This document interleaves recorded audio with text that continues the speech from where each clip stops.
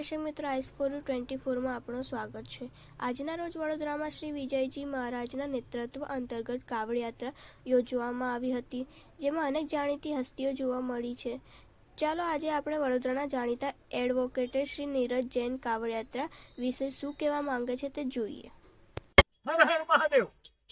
આજે શ્રાવણનો છેલ્લો સોમવાર, દર્ભ અમાસ, સોમવતી અમાસ, બૃહસ્પતિ આવો સુયોગ આવ્યો અને જ્યારે આ સુયોગ હોય ને કાવડ યાત્રા નીકળે ને સાથે સાથે મેઘરાજાની મહેરબાન આટલા પૂરની વિકટ પરિસ્થિતિમાં પણ 1000 થી વધારે લોકોને 230 થી વધારે, કારણ કે 130 કાવડ અમે બનાવ્યા, 100 લોકો પોતાની કાવડ લઈને આવ્યા છે।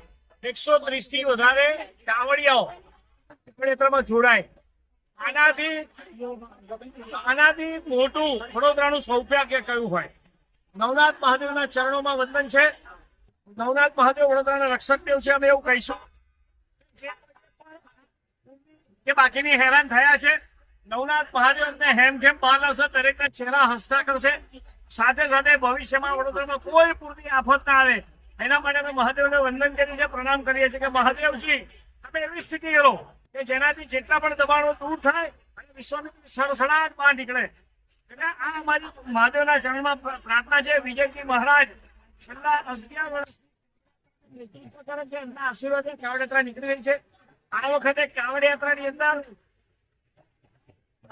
ઉજ્જૈનથી ભૈરવ સ્ત્રોત આવી છે, સાથે સાથે સુરતના અખાડાના મહંત શ્રી મહંત પધાર્યા છે। અમે એવું કહે છે કે ચારે બાજુથી આશીર્વાદ જ આશીર્વાદ છે અને વિજયજીના તો અમારા પર પરમ પરમ આશીર્વાદ છે।